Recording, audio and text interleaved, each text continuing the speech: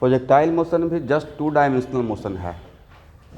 इससे पहले क्लास में भी आप प्रोजेक्टाइल ही पढ़ रहे थे, प्रोजेक्टाइल फ्रॉम टावर। उसमें ओनली डिफरेंस इज दैट उसका पॉइंट ऑफ प्रोजेक्शन और पॉइंट ऑफ रिटर्न अलग अलग था, करेक्ट। ये हुआ जनरल प्रोजेक्टाइल मोशन जो आप जानते हैं, फार्मूला वाइज आज के बाद आज तक रट के रखे होंगे, राइट।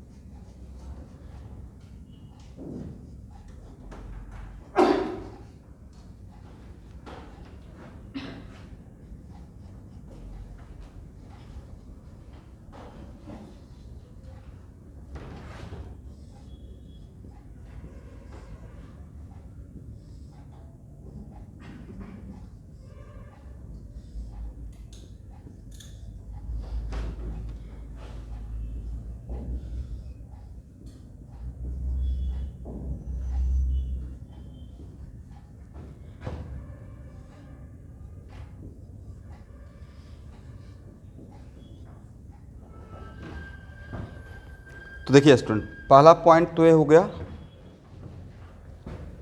कि once we project the particle तो उसके ऊपर फोर्स के नाम पर सिर्फ mg लग रहा है, तो क्या इसको बोल सकते हैं motion under gravity, motion under. और जब मोशन अंडर ग्रेविटी हो गया तो एक्सेलरेशन के नाम पर सिर्फ एक्सेलरेशन ड्यू टू ग्रेविटी रहेगा। तो लिख लीजिए, एक पहला पॉइंट बनाइए,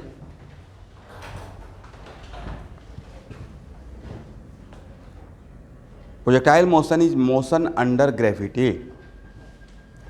projectile motion is motion under gravity.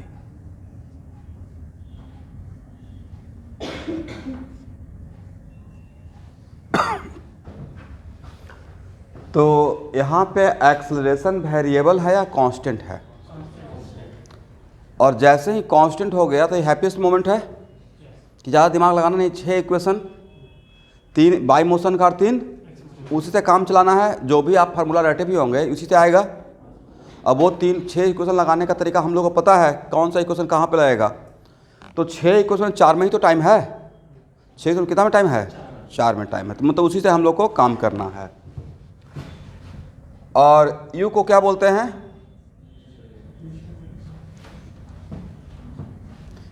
Speed of projection, right.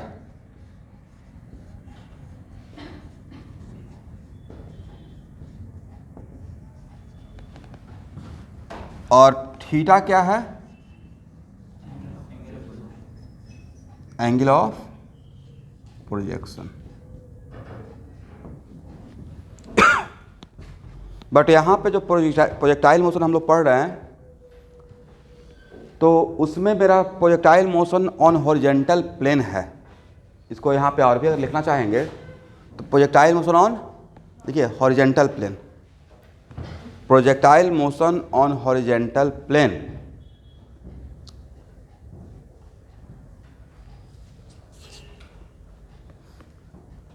एक मिनट, तो ये प्रोजेक्टाइल मोशन यहाँ देखना है। तो projectile motion on horizontal theory के टाइम पे बहुत ध्यान से सुनिएगा। Projectile motion on horizontal plane बोलने से हम लोग को एक कॉन्फिडेंस आ जाएगा कि मेरा पॉइंट ऑफ प्रोजेक्शन और point of strike same horizontal level पर रहेगा, राइट। एक ऐसा भी प्रोजेक्टाइल मोशन सिलेबस में है, लेकिन मेडिकल वालों के लिए उतना इंपॉर्टेंट नहीं है, जिसमें हम लोग ऐसे प्रोजेक्ट करते हैं। तो ये हो गया projectile motion on incline plane, projectile motion on incline plane.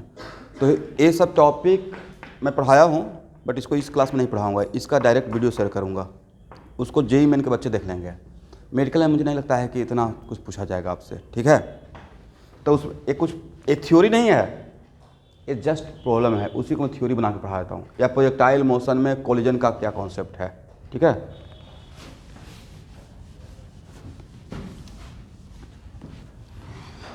अब यहाँ पे देखिए, ये क्या है, लिखते रहिए।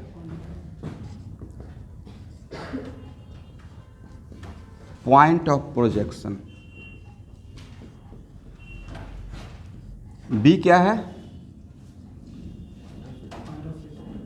Point of strike. और सी क्या है, point of maximum height, point of maximum height.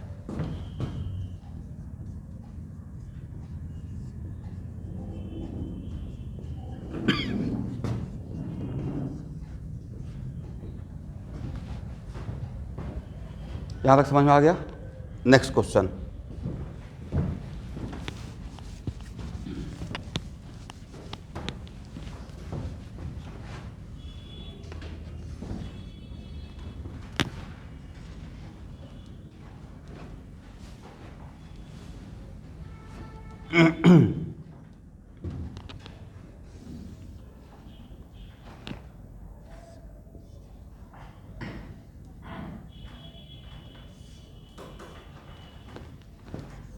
Student आप लोग को क्या लगता है, पार्टिकल मेरा जैसे ऊपर जाएगा वैसे स्पीड ज़्यादा होगा या कम होगा प्रैक्टिकली? भाई कम होगा ना, राइट। ऊपर मार कर फेंक रहे हैं और स्पीड ज़्यादा होगा। एक बार प्रोजेक्ट करके छोड़ दिए तो स्पीड क्या होगा, कम होगा। इसको मैथमेटिकली प्रूफ कर दूंगा।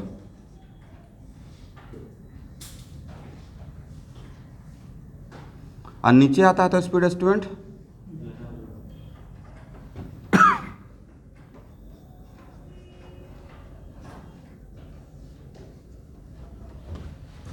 तो ऊपर जाता है तो स्पीड कम होगा, तो सबसे ऊपर जब रहेगा तो स्पीड सबसे कम रहेगा। लॉजिक हो गया ना बिना मैथमेटिक्स का। तो सबसे मिनिमम स्पीड ये पूरा पाथ में कहाँ पे होना चाहिए, सी पे होना चाहिए। कहाँ पे होना चाहिए, सी पे, करेक्ट। ये है ए, ये है बी और ये है सी। और नीचे आएगा तो स्पीड कम होगा या ज़्यादा होगा, फिर से स्पीड बढ़ना स्टार्ट होगा।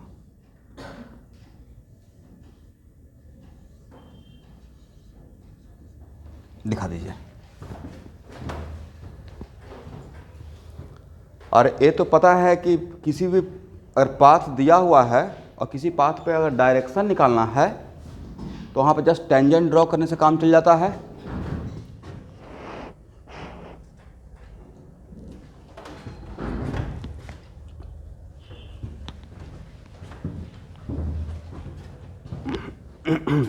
तो एक पॉइंट इस डायग्राम के नीचे लिख लीजिए। As projectile going up speed decreases, as projectile going up speed decreases and as projectile coming down speed increases. As projectile going up speed decreases and as projectile coming down speed increases and minimum speed at maximum height and minimum speed at maximum height.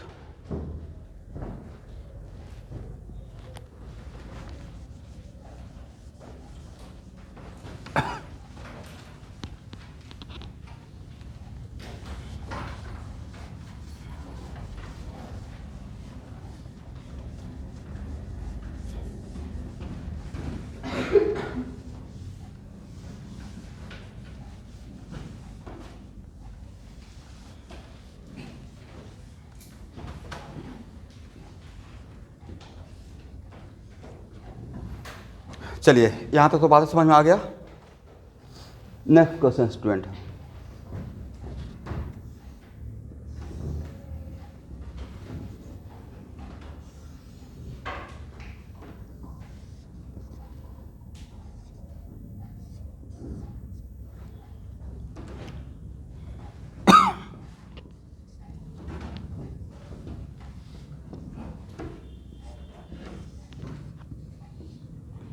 इसके बीच के distance को क्या बोलते हैं?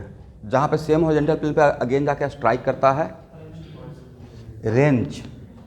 क्या पढ़ते हैं? और रेंज इक्वल टू क्या लिखे हैं? डेल्टा एक्स या डेल्टा एक्स का मॉडुलस। रेंज नेगेटिव नहीं होगा, करेक्ट। ये दूसरी बात है कि मेरे कोऑर्डिनेट सिस्टम में डेल्टा एक्स पॉजिटिव ही रहेगा, बट हो सकता है कि आपको कंफ्यूज करने के लिए इसको नेगेटिव एक्सिस बना दे, राइट। तो range equal to what? Modulus of delta x. तो ये हो गया रेंज, करेक्ट। और आपको नहीं लगता है कि रेंज ही मेरा फाइनल डिस्प्लेसमेंट है? बोलिए हाँ या ना।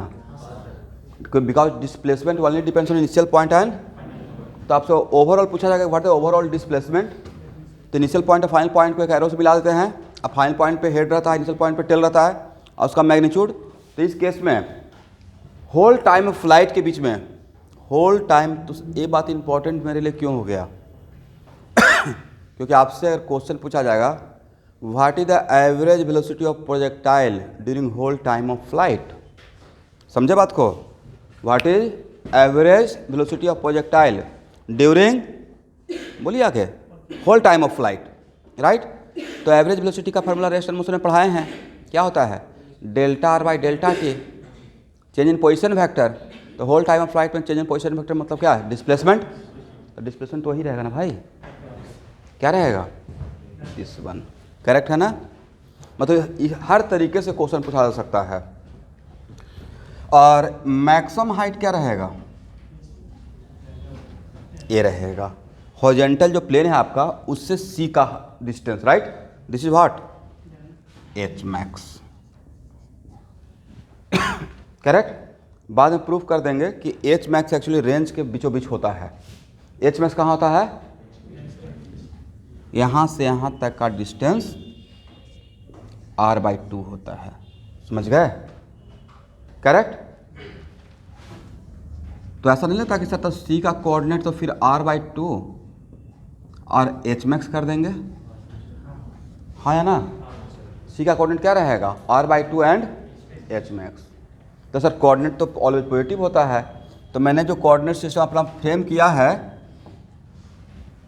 उसमें एच मैक्स यहाँ पे बाई जीरो है, यहाँ पे बाई रहेगा, तो बाई माइनस बाई जीरो करेंगे तो डेल्टा एच मैक्स में मॉडुलस लेने का रिक्वायरमेंट ही नहीं रहेगा, ऑटोमेटिक पॉजिटिव रहेगा। दैट्स वाई मैं बोल रहा हूँ।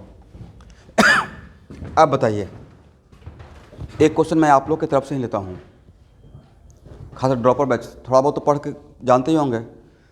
प्रोजेक्टाइल मोशन में आपसे क्या क्या पूछा जा सकता है? नीट का लेवल कहीं बोलिए, मतलब जो सबसे बच्चा टाइप क्वेश्चन होता नहीं, रेंज, और क्या पूछा जाता है? मैक्सिमम हाइट, और टाइम ऑफ एसेंट, और टाइम ऑफ डिसेंट, और टाइम ऑफ फ्लाइट। मतलब इतना तक सर मैं जानता हूँ। अब उसको मैं आगे कर रहा हूँ। तो एक तो पूछा जाएगा रेंज, हम लोग नोट डाउन करते चलते हैं क्या क्या इसमें हम लोग को काम करना है।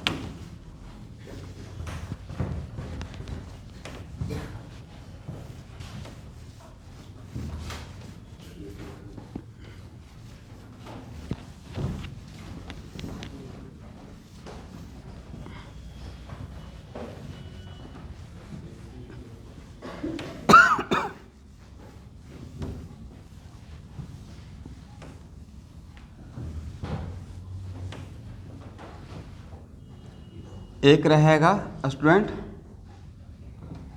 Time of ascent, correct. एक क्या रहेगा? Time of decent.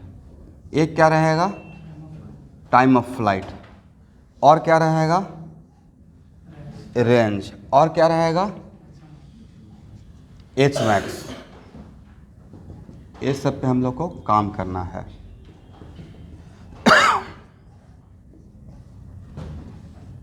करेक्ट। और रहेगा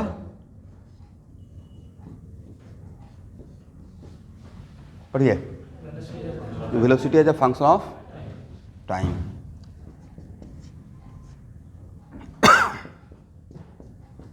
और रहेगा speed as a function of height.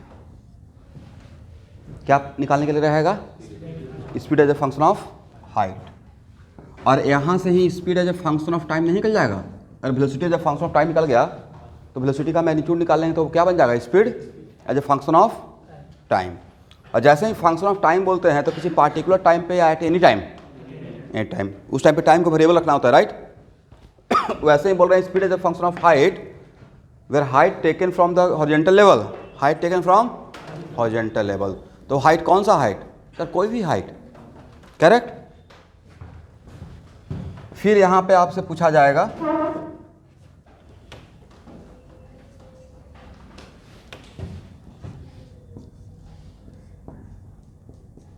Trajectory of projectile.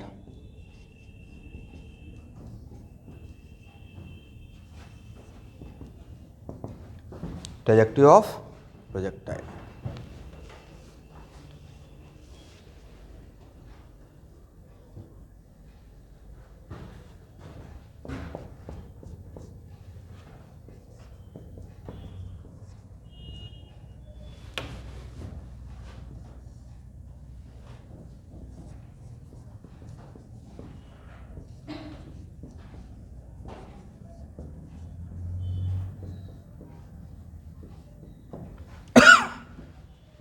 फिर कहीं कहीं पे रिक्वायरमेंट हो जाएगा position vector of projectile at any time t. Position vector of projectile at any time r ही तो निकालना है। पाथ में कहीं भी मेरा पार्टिकल है, मान लेते हैं कि मेरा पार्टिकल यहाँ पे है स्टूडेंट, आ गया, और यहाँ पे मेरा ओरिजिन है और इसका पोजीशन बताना है, तो सर ओरिजिन से एरो खींच दीजिए। और सबसे बढ़िया बात सर 2 डायमेंशनल मोशन है तो यहाँ का एक्स कोऑर्डिनेट यहाँ का वाई कोऑर्डिनेट निकाल लेंगे, राइट। और आर इक्वल टू क्या लिख देंगे? X I plus Y J, X I plus Y J. But यकीन मानिए कि इसका रोटेशन में बहुत छोटा सा कॉन्सेप्ट नीट में आएगा या वर्क ऑफ एनर्जी भी आएगा, ठीक है, जहाँ पे मुझे पोजीशन वेक्टर का रिक्वायरमेंट रहेगा। करेक्ट। तो यहाँ पे सपोज कीजिएगा कल के डेट में मुझे एंगुलर मोमेंटम पढ़ाना रहेगा। करेक्ट। अब प्रोजेक्टाइल मोशन में एंगुलर मोमेंटम पूछा हुआ है, क्वेश्चन है, एक टाइप प्रॉब्लम है, मतलब आने का चांस मैक्सिमम, और उसमें बस एक मिनट में क्वेश्चन बनता है। आर क्रॉस पी लिखना रहता है, बोले क्या? बट आर आपको लिखने आएगा तब ना, प्रोजेक्टाइल मोशन में आर लिखने आएगा तभी आप कर पाएंगे, और नहीं लिखने आएगा तो वहाँ बहुत आसान क्वेश्चन छूट जाएगा। इसलिए यहाँ पे position vector eight any time T भी हम लोग को रिक्वायरमेंट रहेगा। करेक्ट। उसमें समटाइम्स ऐसा भी क्वेश्चन रहता है कि find the angle of projectile, यहाँ देखिएगा with horizontal axis, angle of projectile, projectile में मतलब मेरा पार्टिकल जिसको फेंके हैं उसी का एक स्टैंडर्ड नाम दे देते हैं प्रोजेक्टाइल, राइट। किसी पत्थर को फेंक रहा हूँ, क्या है मेरा? प्रोजेक्टाइल है। तो angle of projectile at any time T लिख लीजिएगा, angle of projectile at any time T.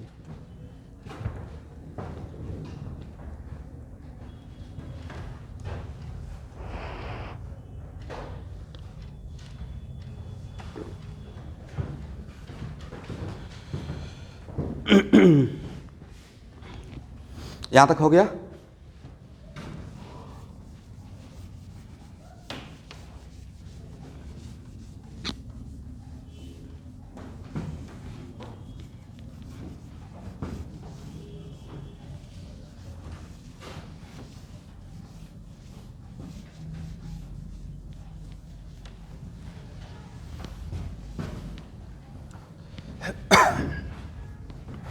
इस डायग्राम को हटाएं।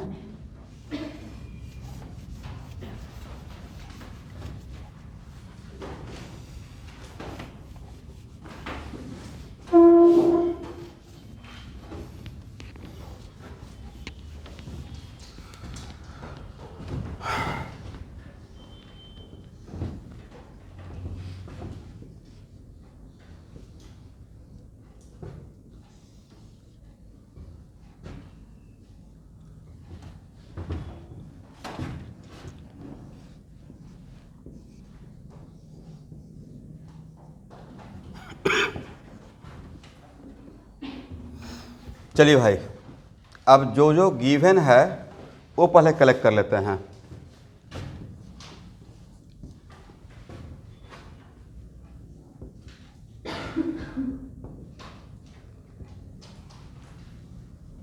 प्रोजेक्टाइल का एक्सेलरेशन,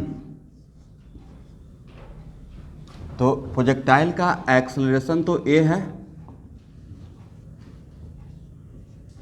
क्या मैंने सही लिखा? बिल्कुल करेक्ट। तो इसका एक्स कितना? 0 और ए वाई कितना? -g। तो एक्स मोशन में एक्स नोट कितना है? 0, राइट। और यू एक्स कितना है? क्या मैंने कंप्यूटर ब्रेक करके सही से लिखा है या ना? और एक्स कितना है भाई?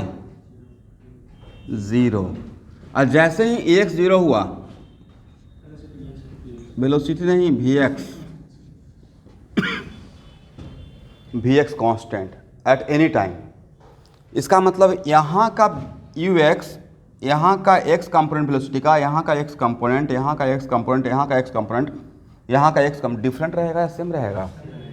इस टाइप का क्वेश्चन करवाया है ना प्रोजेक्टाइल फ्रॉम टावर से, वहाँ पे तो एक वी एक्स कॉन्स्टेंट था, तो वहाँ यहाँ का बात डिफरेंट रहेगा या सेम ही बात है?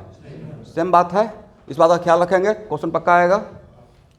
चलिए, बाई नोट क्या है भाई? 0, राइट।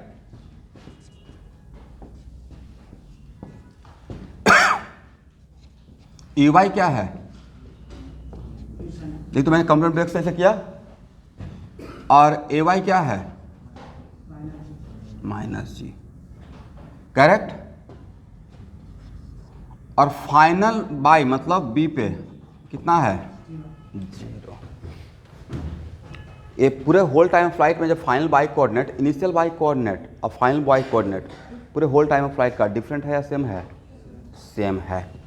इसका मतलब जो हम लोग को यहाँ पे डेटा अवेलेबल है जिससे मुझे काम चलाना है वो सब आपके सामने है। एग्री? अब नेक्स्ट क्वेश्चन, आपके पास तो कितना इक्वेशन है? एक इक्वेशन ए है मेरे पास, एक इक्वेशन ए है। यदि देखिए, ये भी एक मिथ है कि स्टूडेंट लोग सोचते हैं कि अच्छा प्रोजेक्टाइल मोशन कुछ अलग मोशन है, इसलिए उसका फार्मूला रटना स्टार्ट करते हैं। फिजिक्स में थोड़ा डेरिवेशन रिक्वायरमेंट होता है, उससे क्या आपको चीज़ें समझ में आ जाती है हर एक सब्जेक्ट में, अगर जहाँ पर कुछ है डेरिवेशन। तो 3 इक्वेशन ही तो है, V Y equal to what? U Y plus A Y into. देखिएगा, जितना भी प्रोजेक्टाइल का फॉर्मूला जानते हैं मैं इसी 3 इक्वेशन से डेवलप करूँगा। U y t plus half a y t square और v y square equal to you y square plus 2 a y delta y. यहाँ तक आ जाइए।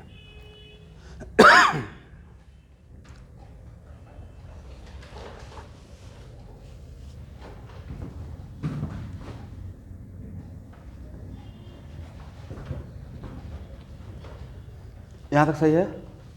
चलिए स्टूडेंट, अब सबसे पहले हम लोग काम करते हैं टाइम ऑफ एसेंट के लिए। करेक्ट? बोलिए, कहाँ से कहाँ तक जाने का टाइम को टाइम ऑफ एसेंट बोलेंगे? ए से सी। और स्टूडेंट यकीन मानिए,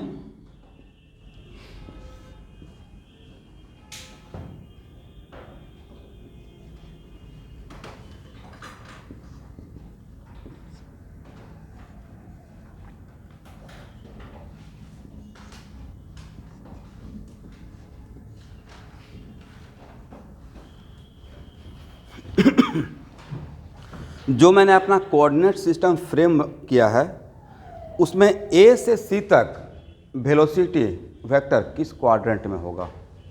सब लोग थोड़ा एक्टिव रहिए। ए से सी तक वेलोसिटी वेक्टर किस क्वाड्रेंट में होगा भाई? क्वाड्रेंट निकालने आता है ना, फर्स्ट क्वाड्रेंट। और सी से बी तक velocity vector fourth quadrant, second third involve हो पाएगा? नहीं होगा। कितना बढ़िया बात हो गया। इसका मतलब ए से सी तक वेलोसिटी का दोनों कंपोनेंट, एक्स कंपोनेंट और वाई कंपोनेंट दोनों पॉजिटिव रहेगा, एग्री? और सी से बी तक वेलोसिटी का एक्स कंपोनेंट तो पॉजिटिव रहेगा लेकिन वाई कंपोनेंट नेगेटिव रहेगा। मुझे लगता है कि ये इन्फॉर्मेशन को रखना चाहिए दिमाग में। तो ए से सी तक यहाँ पे ही लिख लेते हैं, डायग्राम के नीचे लिखिए भाई, क्या प्रॉब्लम है। ए से सी तक भी किस क्वाड्रेंट में? First quadrant. और सी से बी तक वेलोसिटी किस क्वाड्रेंट में? फोर्थ क्वाड्रेंट में। इसका मतलब है कि बोलने का मतलब ये हो गया कि इसमें वी एक्स और वी वाई फर्स्ट क्वाड्रेंट के लिए दोनों पॉजिटिव रहेगा।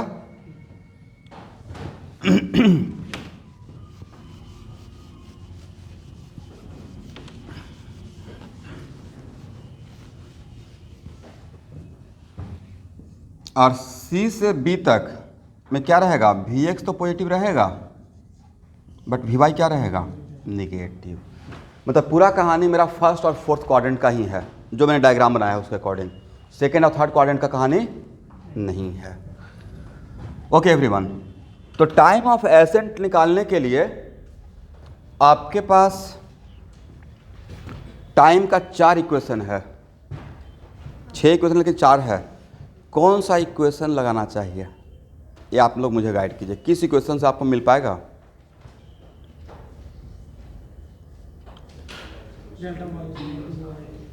एक मिनट, दिमाग दौड़ाइए। तो यही आपका क्वेश्चन है, मतलब मैंने ही ऑब्जेक्टिव सेट किया, नीट का ही 4 मार्क्स आपको दे दिया जाएगा। 6 इक्वेशन से कौन सा इक्वेशन से टाइम ऑफ एसेंट निकलेगा?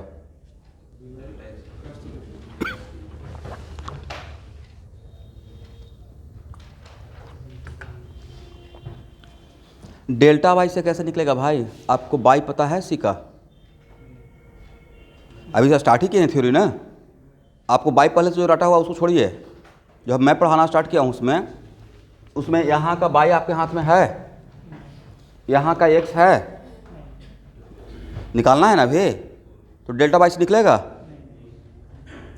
उसके बाद तो एक इक्वेशन तो फेल कर गया।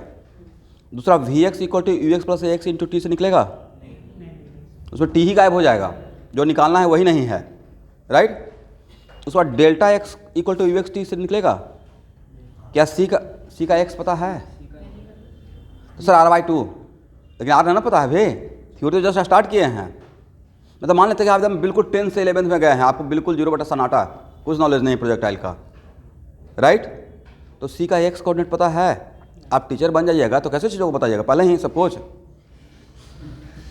कि ये होता है, या इसको एकदम कॉन्सेप्ट क्लियर कीजिएगा कहाँ पे कौन सा फार्मूला लगना चाहिए, राइट?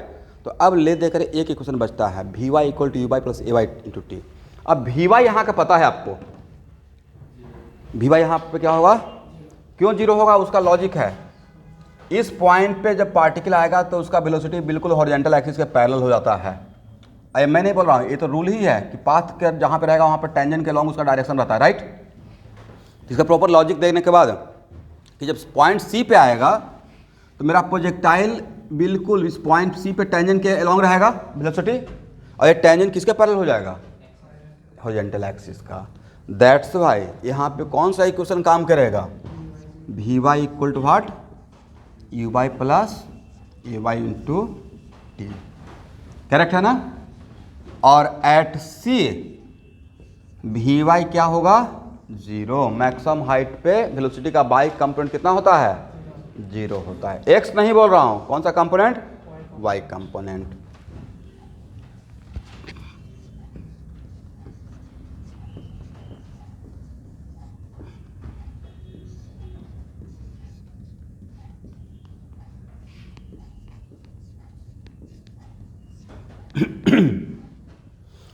अब यहाँ देखिएगा स्टूडेंट, ये आपको लग रहा हो कि नेगेटिव है बट नेगेटिव नहीं है। बोले क्यों? ए पॉजिटिव बट ए माइनस भी है ना, और माइनस माइनस बिकम्स प्लस हो जाएगा। इसका मतलब है कि u बाई जी।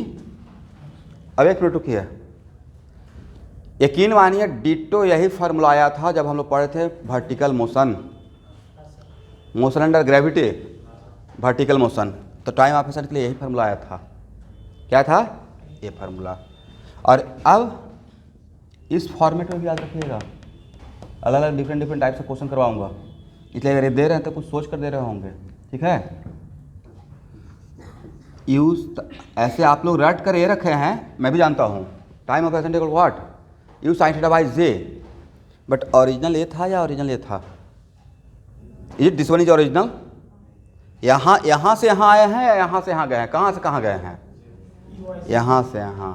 इसलिए मैं तो आपको बोलूँगा कि टाइम ऑफ एक्शन कुछ सोच कर बोल रहे हैं, उससे आपका लाइफ थोड़ा आसान हो जाएगा। इस फॉर्मेट में भी याद रखिए और इस फॉर्मेट में भी याद रखिए।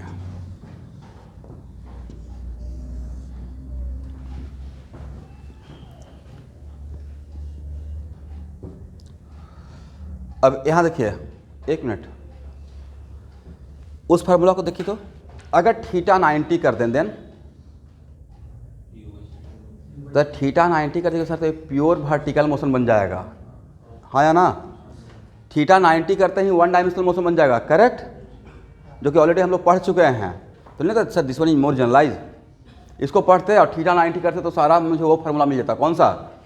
जो पहले पढ़ चुके हैं, जिससे पहले प्रोजेक्टाइल ही पढ़ सकते थे, इसमें थीटा बाद में 90 कर लेते, करेक्ट? यहाँ पे हो गया। और थीटा 0 करेंगे तो क्या वैल्यू आएगा? तो यहाँ पे देखकर तो बोल सकते हैं, बोलना सीखिए। क्यों? तो सर थीटा 0 कीजिएगा तो आप बिल्कुल ऐसे फेंक रहे हैं, हाइट गेन करेगा क्या? नहीं गेन करेगा। तो जब हाइट ही नहीं तो टाइम ऑफ एक्शन का क्वेश्चन है, तो प्रैक्टिकल मीनिंग है ना। इसका मतलब ये हुआ कि ये जो अगर 2 डायमेंशनल प्रोजेक्टाइल मोशन होना है, तो 2 डायमेंशनल प्रोजेक्टाइल मोशन में जो हम लोग पढ़ रहे हैं, 2 dimensional projectile motion on horizontal plane, उसमें थीटा कहाँ से कहाँ तक जा सकता है? 0 से 90। एग्री? 0 से 90 ज़्यादा होगा? नहीं सर, ऐसे फेंकेंगे तो ऐसे फेंकेंगे तो ऐसे घूम के फिर देखिए, ऐसे फेंक रहे हैं तो ऐसे देखिए, और पीछे फेंक रहे हैं तो फिर उस तरफ से होगा। समटाइम्स एक आप का स्टूडेंट रहता है ना, सर ऐसे फेंक दीजिए तो फिर ऐसे प्रोजेक्टाइल होगा, भाई ये मेरा प्रोजेक्टाइल रहेगा, करेक्ट है ना? इसलिए क्या यहाँ पे इस बात को नोट कर लिया जाए कि प्रोजेक्टाइल मोशन में थीटा कहाँ से कहाँ तक, एक कहीं पे बॉक्स बना के लिख लीजिए, angle of projection in projectile motion.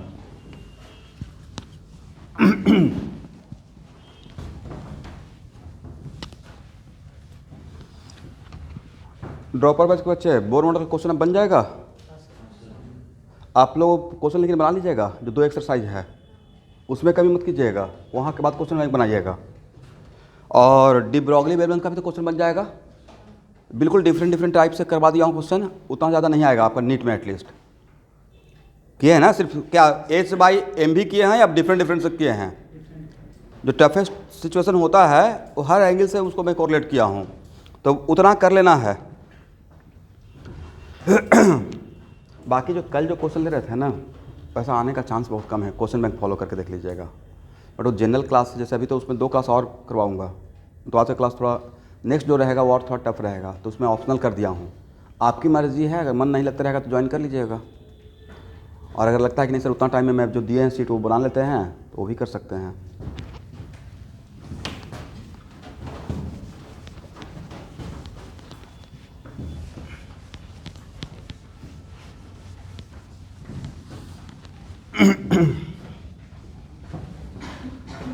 Bhargava,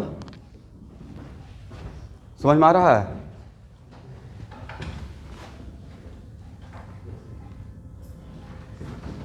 बिल्कुल लगे रहिए, कब दिमाग के बत्ती ओपन हो जाएगा, खुल जाएगा नहीं पता है। इसलिए थोड़ा सा रहता है इनिशियल में, इनिशियल स्टेज बहुत फाइट वाला रहता है, इसलिए हिम्मत नहीं हारना है। जैसे मैं भार्गव से, इसको माइंड मत कीजिएगा, ऐसे ही मैं बात कर रहा हूँ। मैं पूछा कि भाई क्या दिल में चल रहा है, क्योंकि अभी पीक टाइम है। मैं इतना तक बोला इनको कि सर आप चाहेंगे तो स्ट्रीम भी चेंज कर सकते हैं पेरेंट्स से बात करके, और इन्होंने बोला कि नहीं सर साइंस ही पढ़ना है। ये बहुत बड़ा विल पावर दिखाता है, थोड़ा बात नहीं है। बट सबसे ख़राब बात होता है जो लेट, जैसे इनको भी मैं बोला, लेट जब एक बार हो जाता है ना, लेट अगर एक बार हो जाता है तो लेट चीज़ों को फिर कोप अप करते करते चीज़ें अनबैलेंस होते रहता है, तो बैलेंस करने में टाइम लगता है। तो हर एक चीज़ का सही टाइम से स्टार्ट होना चाहिए। जैसे 11th-12th जो गांव से बच्चे करते हैं, और पहले से ही 9th 10th आते ही अगर माइंड में है कि मेडिकल की तैयारी करना है, भाई मत रहिए 10th के बाद गाँव में, बिल्कुल गुवाहाटी भागिए या कहीं भी जहाँ पे आपको, क्योंकि 11th-12th करते तो कुछ नहीं होगा, तो कम एक फाउंडेशन स्ट्रांग हो जाएगा चीज़ों को समझने का। अगर नहीं भी होता फर्स्ट टाइम में तो ड्रॉप देने के बाद आपका होने का चांस बहुत बढ़ जाएगा, थोड़ा नहीं, क्योंकि आप सब कुछ देखे हुए होंगे, राइट। तो आप चीज़ों को एक बार में ग्रैप्स कर लीजिएगा, मतलब उसमें होने का पॉसिबिलिटी बहुत ज़्यादा हो जाएगा। इसको जिसको तैयारी करना है तो वो सब देखिए 11th और 12th का टीचर हो सकता है उस तरीके से, जो वहाँ पे हैं लोकल टाउन में उतना उस तरीके से चीज़ों को एक्सपोजर नहीं दे रहे हैं, नहीं गाइड कर पा रहे हैं, वो बोलेंगे बस डेरिवेशन रट लो। तो फिजिक्स रटने का चीज़ है, डेरिवेशन रटने का या समझने का चीज़ है। तो समझने में टाइम लगेगा, तो धीरे धीरे करके आप क्या होगा ना। बहुत लोग बोलते रहते हैं कोचिंग मत ज्वाइन करो, पहले बोर्ड कर लो। अरे भाई जब उसके पास मैक्सिमम एनर्जी था, जब मैक्सिमम एनर्जी है जिस टाइम पे उसको बहुत 10th को देखते हैं मैक्सिमम एनर्जी रहता है मेहनत करने का, और सारा एनर्जी वेस्ट करवा दिए। अब वो तो बेचारा एकदम इतना टायर्ड हो गया 2 साल में, उसको साइंस से ही इंटरेस्ट भाग रहा है। तो उस टाइम पे मैक्सिमम एफर्ट लगाने का होता है, इसलिए होता है नहीं तो है डजंट मैटर, बट उसका फाउंडेशन बहुत स्ट्रांग हो जाता है। कुछ नहीं, 11th-12th आप पढ़े तो थोड़ा तो फाउंडेशन बना हुआ है, चीज़ों को समझने का कैपेबिलिटी, हाँ या ना। एक बार चीज़ों को जिससे देखे हुए हैं आप, तो इंडक्टिव इफेक्ट में जो मेरे जैसे बोलते थे, अच्छा दिमाग में घूम जाता, अच्छा हाँ ये होता है, तो उसमें क्या होता है, ज़्यादा कॉन्फिडेंस से चीज़ों को आप ले पाते हैं। बट सबसे सरप्राइजिंग है कि मतलब हम लोग गांव में रहकर भी सारे बातें जानते थे। ये 2000 की बात है, राइट। इसका मतलब 2000 में हम लोग ज़्यादा अप टू डेट थे। गांव में रहकर 9th 10th में गांव से ही किया हूँ, प्योर गांव भाई, प्योर मतलब प्योर गांव, जहाँ पे बिजली भी नहीं पहुँच रहा है, लालटेन से पढ़ना पड़ रहा है, राइट। तो प्योर गांव ही बोलिएगा ना। वहाँ पे रहकर अगर चीज़ों को, हाँ, बट उसके पीछे का माहौल, क्योंकि पूरे बिहार में IIT और मेडिकल का आज से 30 ईयर्स पहले ही सैचुरेशन पॉइंट था। सब कुछ सबको गांव तक पता चल गया था कि IIT क्या होता है, NIT क्या होता है, मेडिकल क्या होता है। कैट नहीं पता हुआ था, अब जाकर कैट मतलब पिछले 20 साल पहले पता चला है। अब देखिए कैट का भी रिजल्ट होना स्टार्ट हो गया। तो जैसे ही एक बार माहौल हो गया तो उसके अकॉर्डिंग चीज़ें टर्न हो जाता है। बट यार अब देखिए यहाँ पे जानकर मुझे बहुत अच्छा लगता है कि अब धीरे धीरे यहाँ पे APSC UPSC का कोचिंग भी, जब 2010 में एक भी नहीं था, यकीन मानिए, नॉट ए सिंगल कोचिंग इन गुवाहाटी। आज में कब 4-5 है ना, राइट। तो रिवोल्यूशन ही है, इसमें ख़राब बात मैं नहीं मानता हूँ। इस तो लोग बोलते हैं कि हाँ इतना सारा हर जगह पे कोचिंग, हर जगह पे रेस्टोरेंट हो सकता है तो कोचिंग तो हो सकता है। सिर्फ खाने और पढ़ने का कुछ नहीं, 0 सन्नाटा। देखने में आप बाहर से अच्छे लग रहे हैं, कोई बात कर रहा है एजुकेटेड पर्सन तो एकदम बिल्कुल ब्लैंक हो गए, या आप स्टैंड करना पड़ेगा, अपना तो सीट लेना पड़ेगा, नहीं तो फिर आप नहीं लीजिएगा तो बाकी स्टेट का बच्चे ले लेंगे सीट। तो इतना पढ़ लिख कर कॉन्वेंट में क्या फ़ायदा हुआ जब सही जगह पे पहुंच ही नहीं पाए। गुवाहाटी बहुत मॉड है भाई, इसको मैं रूरल नहीं मानता हूँ, बहुत मॉड सिटी है। यहाँ से पटना जब मैं जाता हूँ तो वहाँ पे मुझे थोड़ा सा इन्फीरियर टाइप का लगता है, लेकिन इंफ्रास्ट्रक्चर बहुत आगे निकल गया। बट ऐसे जो यहाँ के लोगों को देखिएगा, बात करने का तरीका, IQ लेवल कम नहीं है। 10th के बाद बच्चे आते हैं बहुत IQ रहता है, बस एक ही चीज़ कमी हो जाता है, वो है कि 12th में जाते जाते बोर्ड की तरफ बच्चे ज़्यादा टर्न कर जाते हैं। यहाँ पे बोर्ड का ऐसा नहीं, यहाँ पे हवा बनाया हुआ है फोबिया कि भाई बोर्ड में तो लेटर लाना पड़ेगा। एक टर्म है यहाँ पे लेटर, वो लेटर के चक्कर में बेचारे भूल जाते हैं अपना नाम भी, लेटर ही लाना है। लाइफ में और कुछ नहीं करना, क्या लाना है, लेटर लाना है।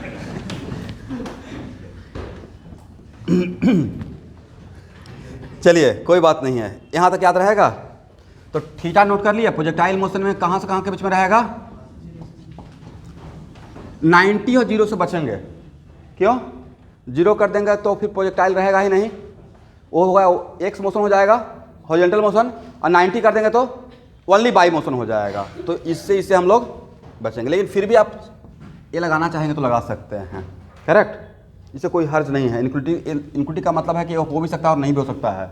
अच्छा जानते हैं कि नहीं, x greater than equal to 2 का मतलब x 2 से बड़ा भी हो सकता है, या एंड नहीं, या बराबर भी, तो हम लोग लिख सकते हैं। ओके अब बताइए स्टूडेंट, टाइम ऑफ फ्लाइट का बात करते हैं। तो टाइम ऑफ फ्लाइट में ये तो प्रोजेक्टाइल फ्रॉम टावर में सिखा चुका हूँ। 4 इक्वेशन जो जिसमें टाइम है उसमें नहीं था कि सिर्फ इस इक्वेशन से मेरा काम चलेगा u/t, बाकी कोई इक्वेशन यहाँ पे काम करेगा? सही सही बताइएगा, बाकी कोई इक्वेशन काम क्यों नहीं करेगा? बाकी इक्वेशन में सर पहला तो है कि आपका भी एक्स मोशन से आएगा नहीं क्योंकि टाइम ही नहीं रहेगा। Vx equal to delta X equal to uxt से आएगा। फाइनल एक्स आपको पता है तो 1 इक्वेशन 2 अननोन नहीं आएगा।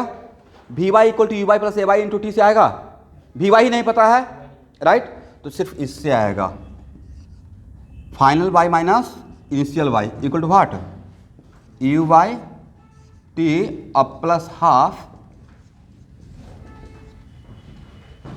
ए वैल्यू कितना? 0 माइनस 0, करेक्ट, इक्वल टू, तब इसको क्या बोल देंगे? Time of flight minus half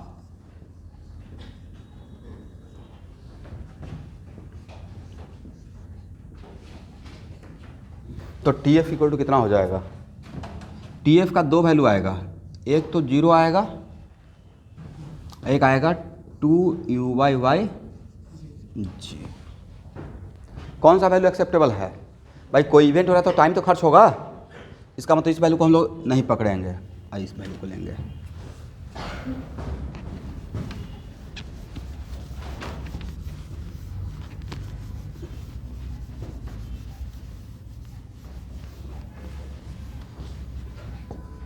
तो इस इक्वेशन को ध्यान से देखिए, क्या वर्टिकल मोशन में टाइम ऑफ फ्लाइट के लिए डिट्टो सेम इक्वेशन आया था, जहाँ पे पॉइंट ऑफ प्रोजेक्शन और पॉइंट ऑफ रिटर्न सेम था।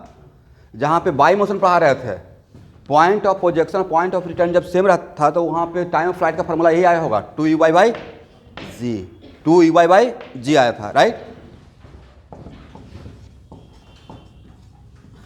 सही है ना? तो टाइम ऑफ डिसेंट कितना हो जाएगा भाई?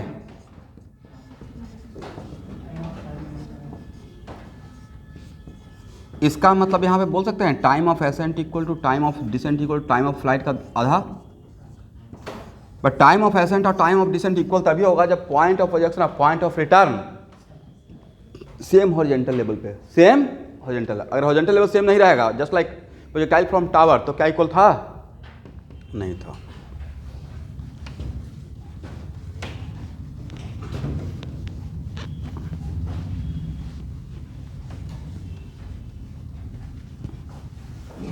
यहाँ तक आ जाइए।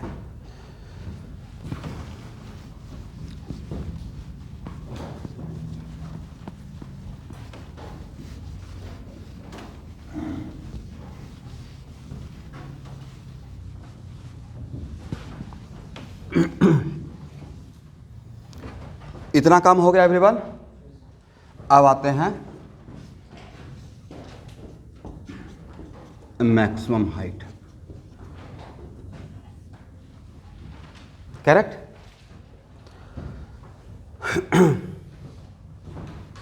तो मैक्सिमम हाइट निकालने के लिए Vy एट सी क्या लेंगे? 0। इसका हम लोग यूज कर सकते हैं। तो Vy स्क्वायर इक्वल टू क्या, ये फार्मूला यूज कर सकते हैं? मैक्सिमम हाइट एक्स मोशन से मिलेगा या बाई मोशन से मिलेगा? बाई मोशन, तो 2ay delta y, 2ay delta y, then और ए वैल्यू कितना रहेगा? 0।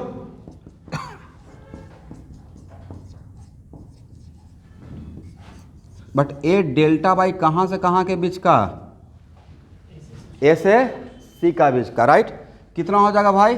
Sir minus u/y square by 2ay, तो u/y स्क्वायर बाई 2g। यही मैक्सिमम हाइट आपको vertical motion, only 1 dimensional motion मिला होगा, राइट। चेक कर लीजिएगा एक बार, ठीक है।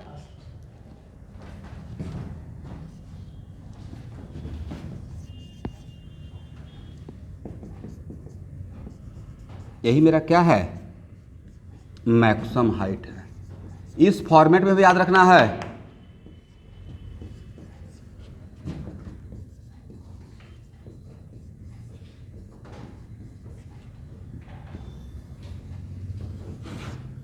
अगर थीटा 90 रहता तो ये एक्स मोशन रहेगा या ओनली वाई मोशन बन जाएगा? थीटा 90 में वाई मोशन, और थीटा 90 रहता था यू स्क्वायर बाई 2g, यही तो फार्मूला था, यू स्क्वायर बाई 2g। तो जिसको भी बॉक्स में कर रहे हैं वो शॉर्ट नोट्स प्रोजेक्टाइल का बनाइएगा, तो उस बॉक्स को लिखने से काम चल जाएगा आपका।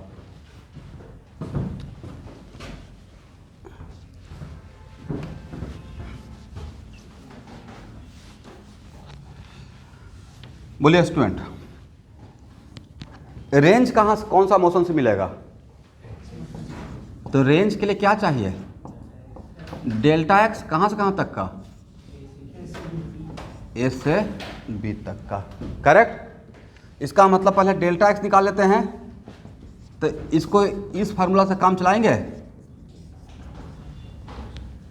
ए टर्म क्या होगा भाई?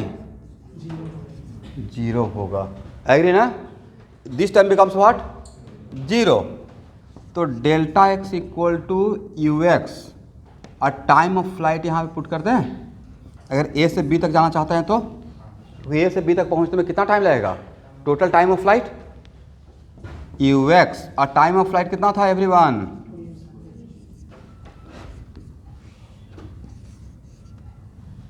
और यहाँ पे ए वैल्यू निगेटिव है या पॉजिटिव है? तो रेंज के लिए ऐसे लिखना चाहिए था मॉडुलस, बट यहाँ मॉडुलस नहीं भी लगाते तो काम चल जाता, क्योंकि ऑलरेडी पॉजिटिव ही है, right. 2ux u by what g. इस फॉर्मेट में भी याद रखना है, इससे आपका थोड़ा लाइफ आसान रहेगा कहीं कहीं किसी क्वेश्चन में। This is the original format of range, 2ux u by जी।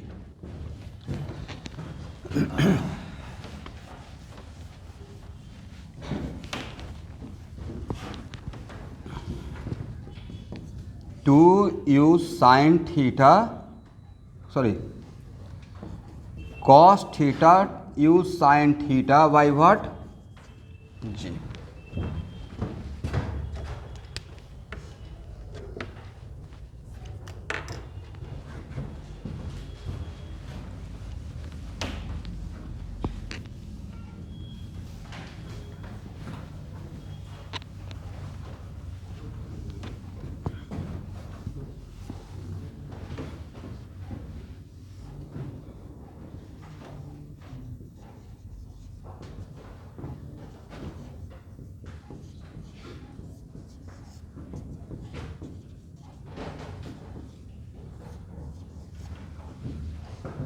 ये तो सही है।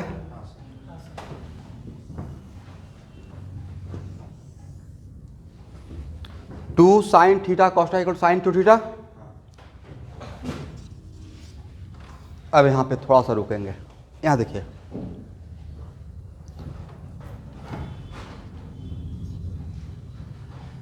बताइए, अगर आपसे पूछा जाएगा for given speed of projection, मतलब यू को कांस्टेंट करने के लिए बोल रहा हूँ, for given speed of projection maximum range at which angle, for given speed of projection you अगर कांस्टेंट बनाकर आपको बोल रहे हैं कि यू को कांस्टेंट कर दीजिए और एंगल ऑफ प्रोजेक्शन को वेरी कीजिए एंगल को, तो किस एंगल के लिए मैक्सिमम रेंज मिलेगा?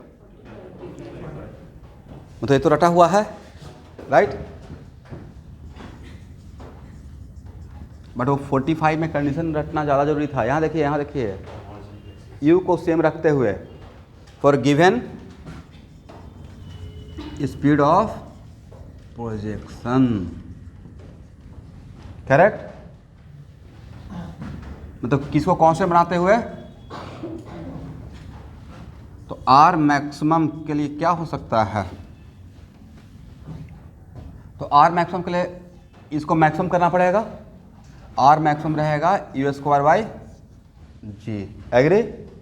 एक कब होगा भाई? When sine 2 theta equal to 1, और साइन 2 थीटा इक्वल टू 1, तो 2 थीटा इक्वल टू कितना? 90 degree, correct. Then theta equal to, तो सर साइन 2 थीटा का वैल्यू 1 तो और भी एंगल पे हो सकता है, दिमाग में रह सकता है ना कि बहुत सारा वैल्यू पे 1 हो सकता है, क्योंकि साइन का ग्राफ आप जानते हैं, हाँ या ना। यहाँ भी 1 हो सकता था, यहाँ भी तो 1 होगा, कितना? 2 पाई प्लस पाई बाई 2 पे, बट वहाँ तक जाएंगे ही नहीं, क्यों नहीं जाएंगे सर? अगर यहाँ पे पहुँचेंगे तो थीटा मिल जाएगा कितना, डिवाइड बाई 2, मतलब पाई प्लस 45। और इधर ये थीटा क्या प्रोजेक्टाइल में लाई करता है? थीटा 0 से 90 तक भी हो सकता है, इसलिए यहाँ पे हम लोग 2 थीटा इक्वल टू 90 ही मानेंगे। 2 थीटा कितना मानेंगे? 90 मानेंगे। देन थीटा इक्वल कितना हो जाएगा? ये भी आपका नीट में आ जाएगा। इसका मतलब for given speed of projection maximum range at which angle 45 degree.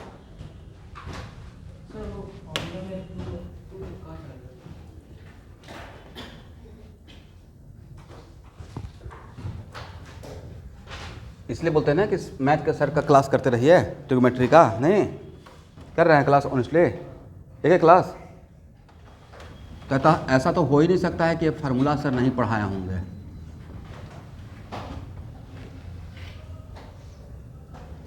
To sine theta cos equal to sine 2 theta होता है, हाँ या ना? कैसे? क्योंकि फार्मूला है साइन ए प्लस बी का फार्मूला बोलिए फर्स्ट। बोलते ही नहीं है। Sine A cos B, cos A sine B. अब ए इक्वल टू बी कर दीजिए, ए इक्वल टू बी अगर करते हैं तो यहाँ पे साइन ए और ए 2a हो जाएगा, और यहाँ पे ए कर दें, और यहाँ भी कितना क्या लिख दें? 2 sine A cos A equal to sine 2a। यही तो था भाई। अरे तो मैं वेक्टर का सेकंड क्लास में पढ़ाया हूँ, सेकंड या थर्ड क्लास में, तो क्यों नहीं याद है?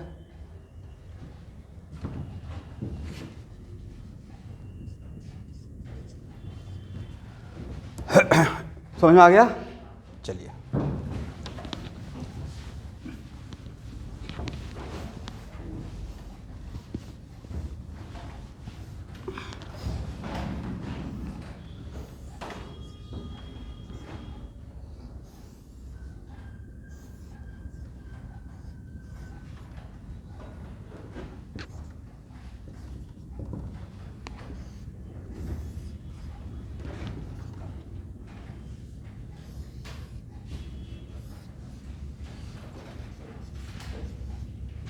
यहाँ देखिए, मैं 2 डायग्राम ले रहा हूँ, करेक्ट, और दोनों में मैंने स्पीड सेम रखा है। यहाँ का स्पीड और यहाँ का स्पीड मैंने वेरी नहीं किया। वेरी किया कि अगर यहाँ पे थीटा जो एंगल लिया तो यहाँ पे इसी थीटा का कम्प्लीमेंट्री एंगल यहाँ लिया। कौन सा एंगल? कम्प्लीमेंट्री एंगल का डिफरेंस जानते हैं ना? वैसा 2 एंगल जिसका सम 90 हो, वैसा 2 अलग अलग एंगल जिसका सम क्या हो? जिस 60 डिग्री का कम्प्लीमेंट्री एंगल कितना? 60 का कम्प्लीमेंट्री एंगल 30, क्योंकि 60 + 30 90, और उसके बाद 75 का कम्प्लीमेंट्री एंगल 15, 45 का कम्प्लीमेंट्री एंगल 45 ही रहेगा। तो कम्प्लीमेंट्री एंगल का मतलब समझ में आ गया? तो यहाँ पे रेंज बताइए, तो सर ये लिखेंगे u², आपने ही सिखाया है, करेक्ट। यहाँ पे रेंज मान लेते हैं कि R1 है, ये R2, तो सर u² साइन 2, अब थीटा का मतलब कितना लेंगे? 90 माइनस थीटा और डिवाइड बाई जी। कितना हो जाएगा भाई? R2 equal to sir u² sine 180 minus 2 theta by g. और ये भी पढ़ाया गया होगा, sine 180 minus alpha equal to sine alpha होता है। अरे तो इस फार्मूला को समझिए कम और रटिए ज़्यादा, बाद में समझ लीजिएगा, रट जाइए, ठीक है। तो क्या sine 180 minus 2 theta equal to sine 2 theta लिख दें? तो R2 इक्वल टू क्या हो गया? u² साइन 2 थीटा बाई जी। तो यहाँ का रेंज और यहाँ का रेंज सेम है या डिफरेंट है? मैं यहाँ से क्या सिखाने की कोशिश किया? For a given speed of projection, मतलब स्पीड को सेम रखते हुए 0 से 90 के बीच में 2 डिफरेंट एंगल के लिए रेंज सेम हो सकता है, बट वो दोनों एंगल के बीच में रिलेशन क्या रहेगा? Both are complementary angle of each other, हाँ या ना? लिखिए एक line.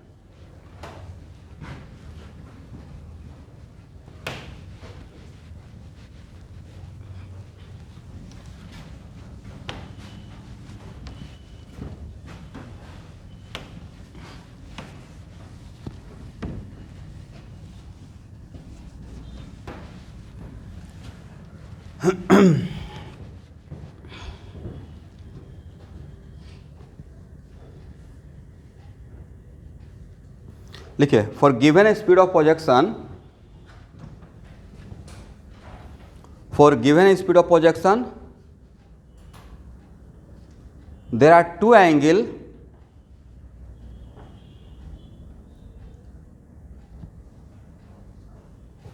for which range are equal, for which range are equal,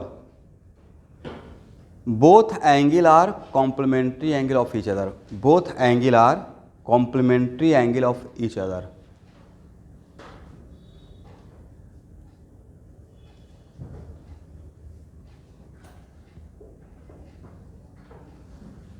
Both angle are complementary angle of each other.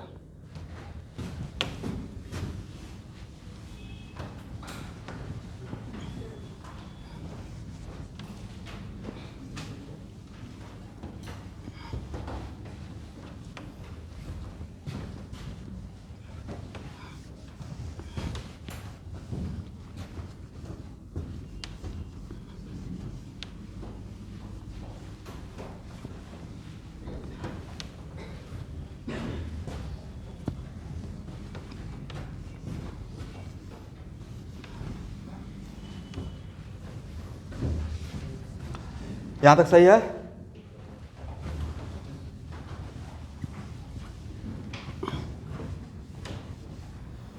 तो स्टूडेंट हम लोग क्या क्या अभी निकाल लिए हैं? Time of accent, time of distance, maximum height और रेंज। यहां तक हो गया?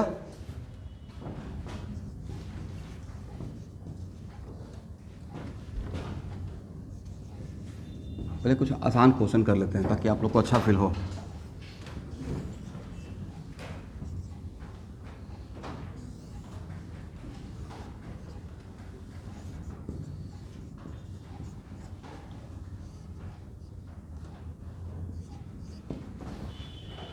Find range, maximum height, time of flight. Find range, maximum height and time of flight.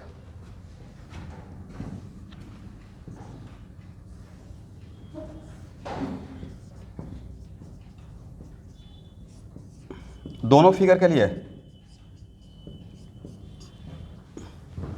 Figure first के लिए भी तीनों चीज निकालिए, अब फिगर सेकंड के लिए भी निकालिए।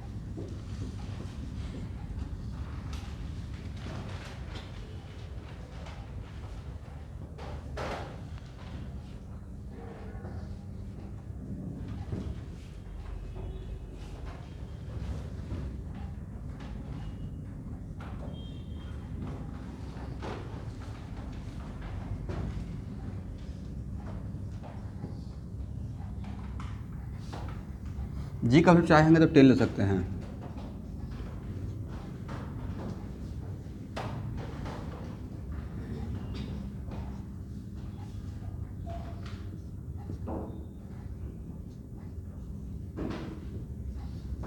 देख तो सही है।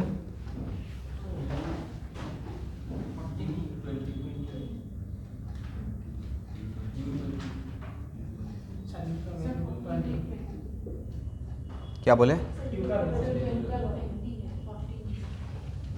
नहीं समझा।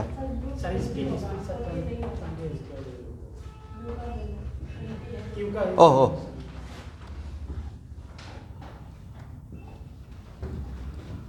और रेंज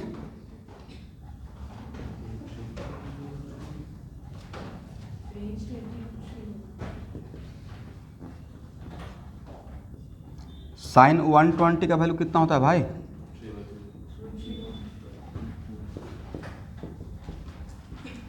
इतना, राइट? और मैक्सिमम हाइट कितना? E square sine square theta by g 400 और साइन इसका मतलब 3/4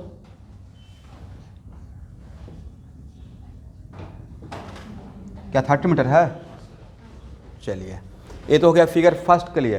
व्हाट अबाउट फिगर सेकंड के लिए?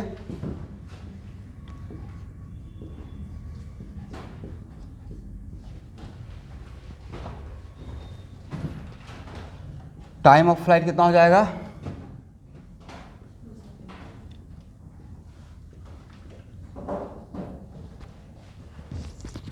कैलकुलेट करके बोले कितना होगा? 2 सेकेंड।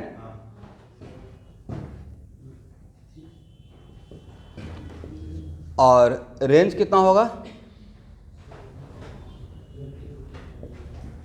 रेंज इतना ही आया होगा, राइट? ये तो पहले से पता है, अभी तो जस्ट पढ़े। स्पीड सेम रखेंगे और दो ऐसा एंगल जो आपस में कंप्लीमेंट्री एंगल है तो रेंज इक्वल हो जाता है, राइट? और एच मैक्स कितना निकाल के बताइए? E square sine square theta by g by 2 g. अच्छा, एच मैक्स के लिए मैंने फार्मूला गलत लगा दिया था क्या? 2 जी होगा ना भाई?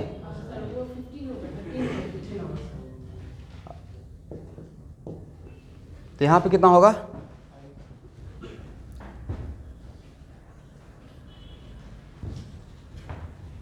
कैलकुलेट करके बताइएगा। 5 आया है। देखिए, दोनों डायग्राम से मैंने क्या ऑब्जर्व कराने की कोशिश किया, ध्यान से देखिए तो, कि सर स्पीड सेम रखेंगे और स्पीड अगर सेम रखते हैं, दो ऐसा एंगल जो आपस में कंप्लीमेंट्री एंगल है, करेक्ट? तो रेंज तो इक्वल रहेगा, बट जिसका एंगल बड़ा रहेगा उसका टाइम ऑफ फ्लाइट और मैक्सिमम हाइट ज़्यादा हो जाएगा, है या ना? तो एक्चुअली एक क्वेश्चन ऐसे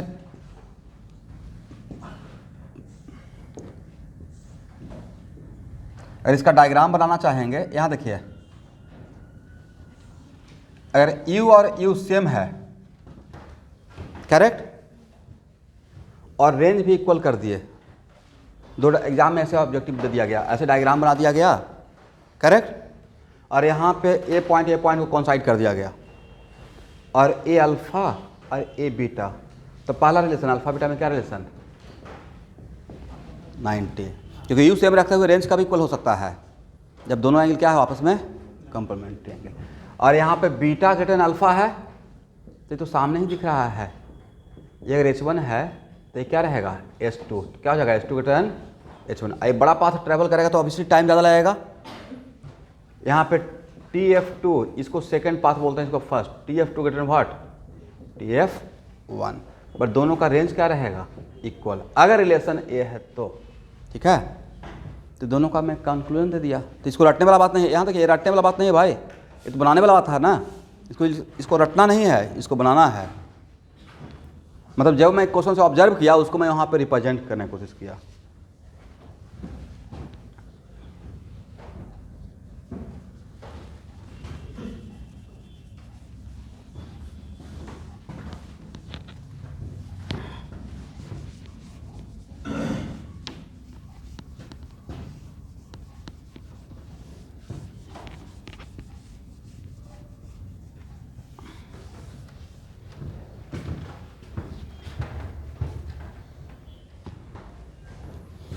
यहाँ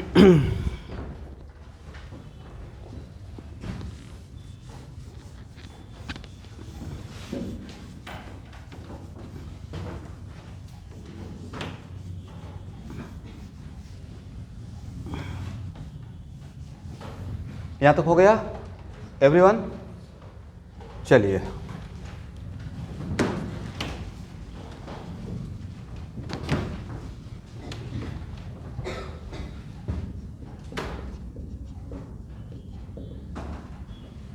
देखिए, if any projectile is projected with initial velocity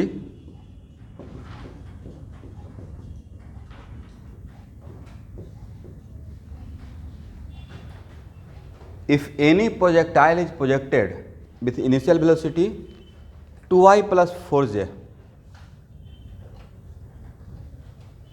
find time of flight, range and maximum height.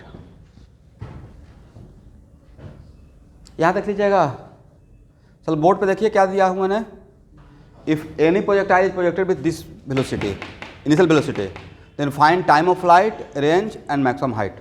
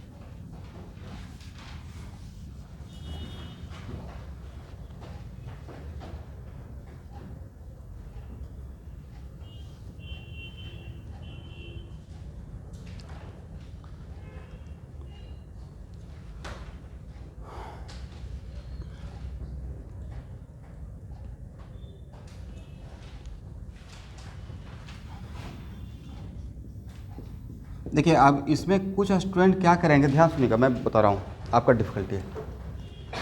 यहाँ देखिए भाई, यहाँ देखिए सब लोग. कुछ स्टूडेंट सोचेंगे कि अच्छा इनिशियल वेलोसिटी दिया होता है, यहाँ से स्पीड निकाल लें, अब फिर एंगल ऑफ प्रोजेक्शन निकालने की कोशिश करेंगे, राइट? क्योंकि फार्मूला की तरफ ज़्यादा हैं, बट फार्मूला का सोर्स नहीं देखे हैं. टाइम ऑफ फ्लाइट के लिए फार्मूला क्या था? उससे भी ज़्यादा ओरिजिनल था, हाँ ना? तो आपको टाइम ऑफ फ्लाइट निकालने के लिए यूवाई से मतलब था ना? यूवाई नहीं है, करेक्ट? एंगल निकालने में क्यों टाइम वेस्ट करेंगे? नहीं समझे बात को?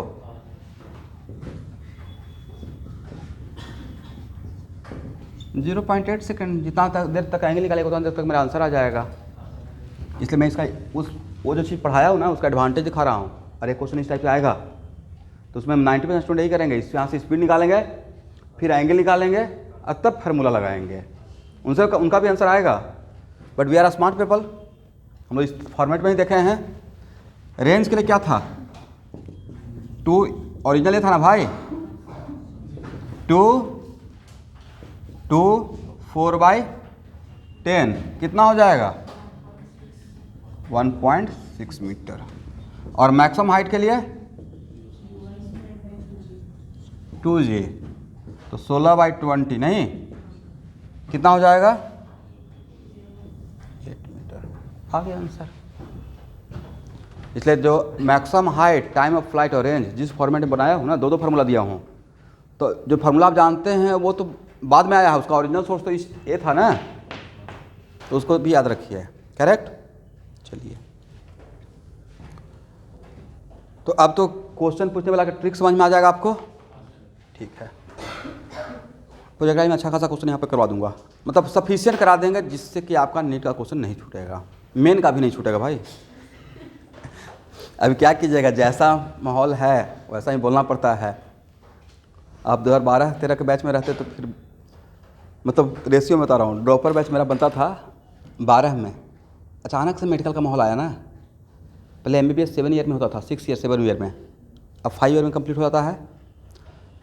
तो 12-13 में 100 में से उस टाइम से ही 2010 में तो ओपन हुआ एटलीस्ट, 11 से ही ड्रॉपर बैच में अबाउट 100+ स्टूडेंट ज्वाइन करते थे। उसमें 5 मेडिकल का रहता था और 95 IIT का, 5 मेडिकल का और 95, ऐसे रेशियो रहता था। बट उसी टाइम से मैम हैं, पेंटा मैम 2012 से ही मोटा मोटी हैं। तो डे 1 से ही, पहले यहाँ पे कुछ कोचिंग क्लास प्योर इंजीनियरिंग का था, मैं डे 1 से ही बायो को रखा। ये दूसरी बात है कि मैं जो काम सोचा दूसरों से हटकर उसका एडवांटेज नहीं उठाया।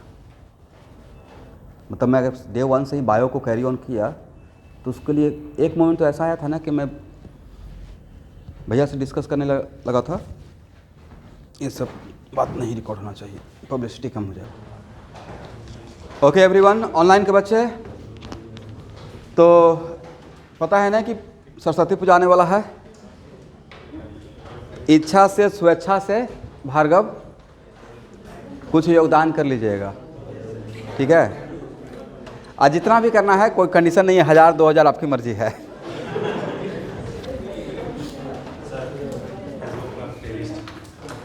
आप आइए मेरे ऑफिस में, मैं अभी दे देता हूँ, मैं भूल जाऊँगा।